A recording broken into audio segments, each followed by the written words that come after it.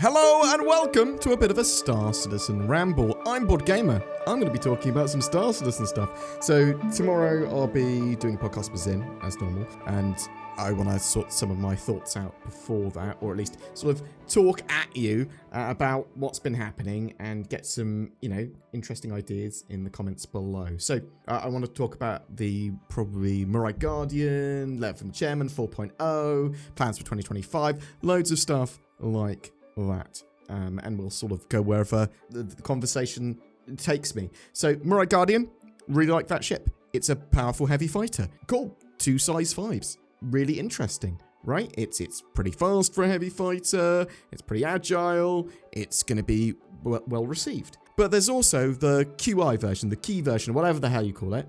Someone said probably the quantum interdiction version, which is QI. That makes sense. Which is just better. And you go, what do you mean it's just better? Well, it's a single-seater heavy fighter than Lumberyard Guardian.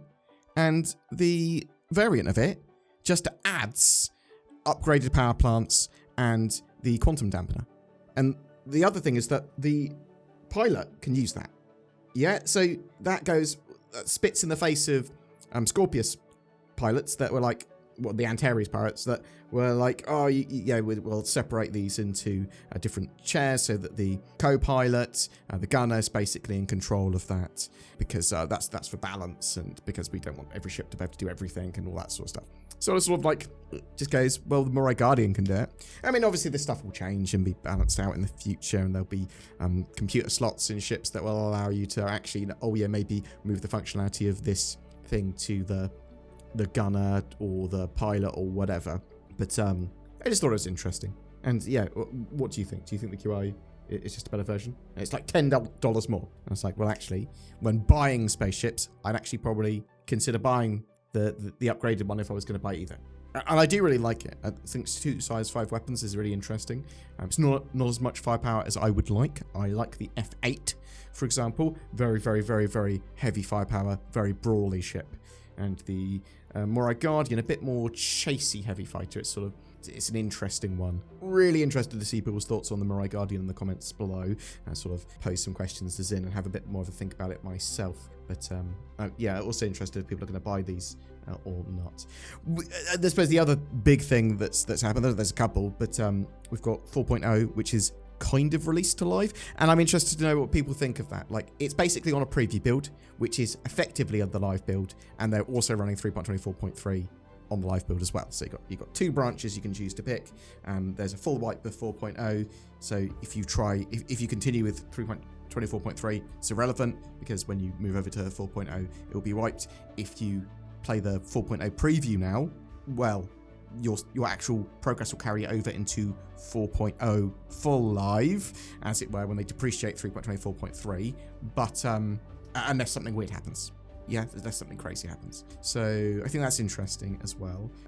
Now, 4.0 itself is a mixed bag. Some people are like, thank you CIG for releasing both builds. I'm having a great time at 4.0. Some people can't leave their hangars. Like, they're having so many problems loading into the game, queuing, and it comes down to lots of people trying to play simultaneously and busy at certain times, and the server's not being right. And it's one of the reasons that they had to release 4.0 as a preview rather than make it the full live build and basically get rid of 3.24.3, is because 4.0 wasn't ready. There are still bugs with it, there are still problems with server meshing, and they need to address them. And part of addressing them, I suppose, is opening it up to a wider audience. But they also want to be able to say, yeah, look, we 4.0 went live in 2024.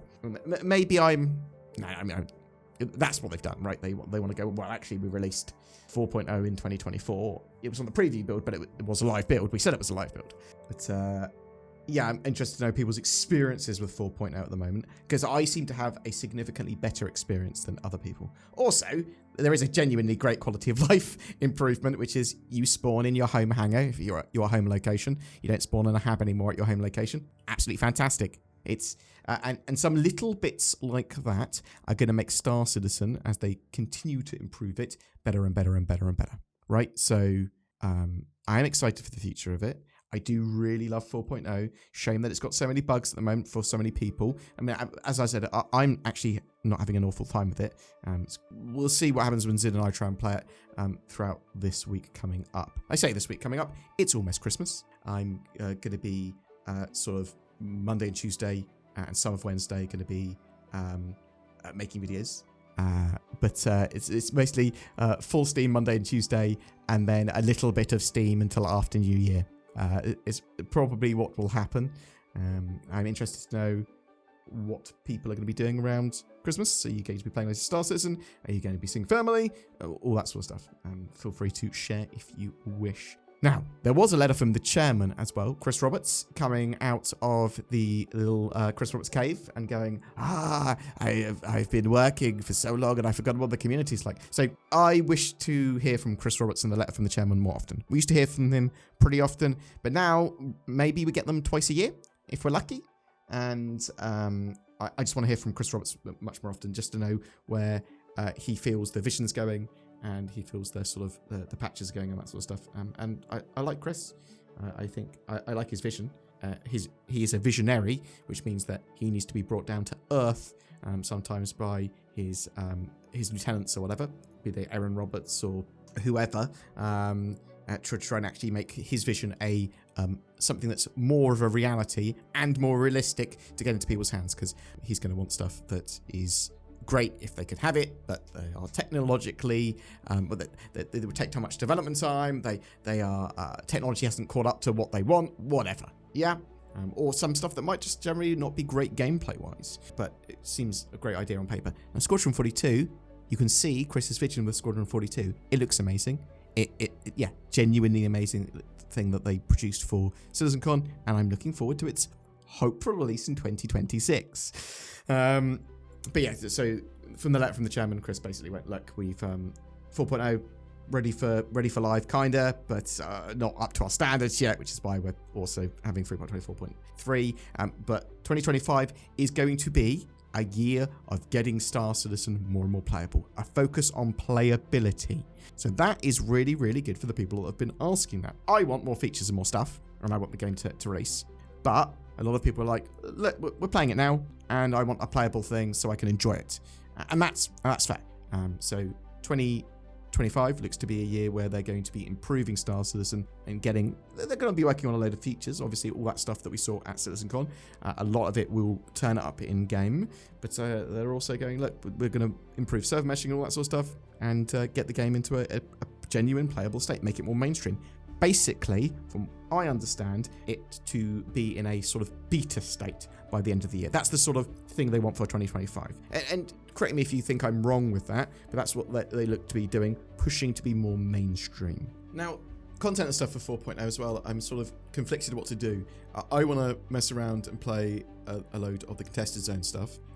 I think that's actually pretty good fun, and do some like pyro missions and mess around with the new settlements and all that sort of stuff. I think it's some pretty cool stuff to see and explore. Pyro's huge. There's a load of mining opportunities. There's actually quite a lot of gameplay in 4.0, not just huge amounts of gameplay area. But if we're doing guides, if we're doing gameplay and stuff, is it better just to wait until it's a bit more stable? Because I can imagine it being pretty frustrating for a lot of people trying to play Star Citizen on 4.0 when it's not ready for a wider live audience in the way that they would have a wider live audience for a live build, if you see what I mean. And people will argue, well, actually this is no different than a normal release. Okay, yeah, maybe. They are hot fixing it, they're trying to get it ready, but even they said it wasn't ready for prime time in the same way, which is why they're running both those live builds simultaneously, basically. But yeah, I'm super interested to know what people's thoughts are on that. I'm glad that they've done it. Genuinely, I'm glad that they've gone, actually, boom, this is bigger than an open PTU. Play it and tell us what you think. I would suggest to most players, unless they're desperately trying to play something or complete the safe starter missions or whatever, move over to 4.0, even if it's frustrating, because you'll be involved in bug fixing and telemetry and all that sort of data for helping improve 4.0. And it's impressive what they've done with a load of stuff with server meshing and all that new content. But, spawning ships, leaving hangars, AI problems, teleporting, rubber banding, lots of things like that. I'm not sure levels of instability, but obviously I know there's lots of queues and stuff. But as I said, tell me what your problems are in the comments below. I'll bring them up potentially during the podcast with Zin. I want to ask her some interesting questions. And I am super pumped for 2025. Or do you think we're going to have a great year for Star Citizen? I think that the year just gone was a great year for Star Citizen, and a lot of people would hugely disagree with me. I know, but I do. We saw a lot of movement with a lot of stuff, and we saw some very impressive stuff at CitizenCon. Squadron 42 stuff was genuinely superb, and I am excited for sandworms. I am excited for all the new biomes. I do think 4.0 is genuinely a great thing, even in its current state. And some people were like, what do you mean current state? It's working great for me.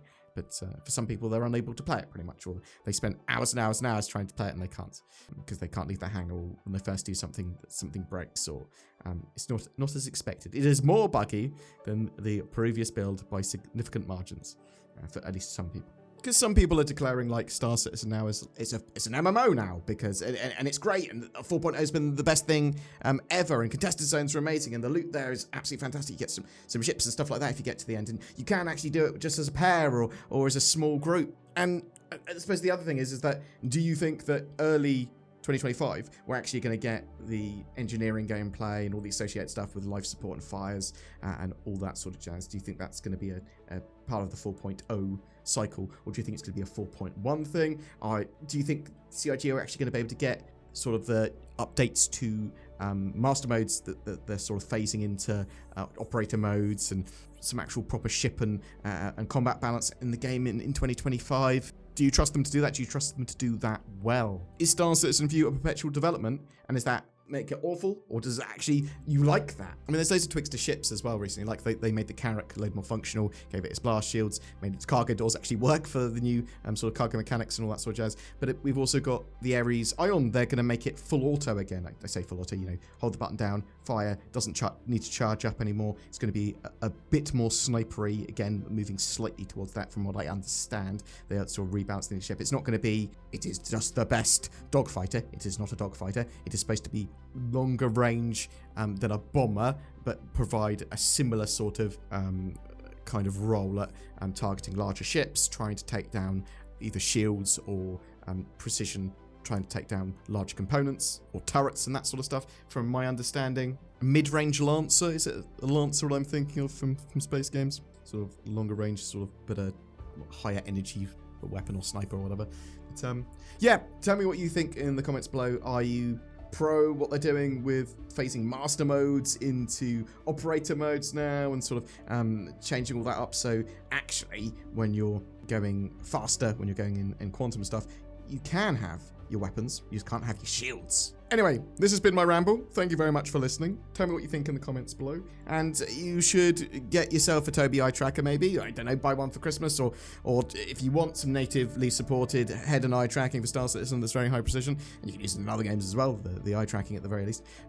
Check out Tobii eye tracker, the link's below. I'll give you a big discount. It's on discount until like the 2nd or 3rd of January, so check that out. And also got NordVPN. You should check out NordVPN. Help support the channel. Clicking either of the links down below gets you some big discount. NordVPN.com/BoredGamer. Check it out. Woo! Merry Christmas. Every month we give away a Star Citizen ship, and December is no different. We're giving away a Star Lancer Max, the new super freelancer by MISC. This allows you to do a little bit of everything in the verse. It's a great multi-role ship, multi-mission ship, and multi-crew. It's flyable in-game right now as well. All you need to do to be in for a chance of winning that is comment on any of my videos made during December. That engagement helps the channel. Something else that helps the channel is liking, subscribing, commenting, sharing these videos. Thank you very much to the people that have gone the extra mile by clicking the join button or becoming Patreons. That really helps the channel so much. There'll occasionally be some exclusive content going up there. It'll be like Zin and I playing an escape room. So thank you so much, and feel free to join those lovely people by clicking on the join button or the Patreon link under the videos. Thank you so much for watching, and I hope you have a great ho ho ho Nordmas!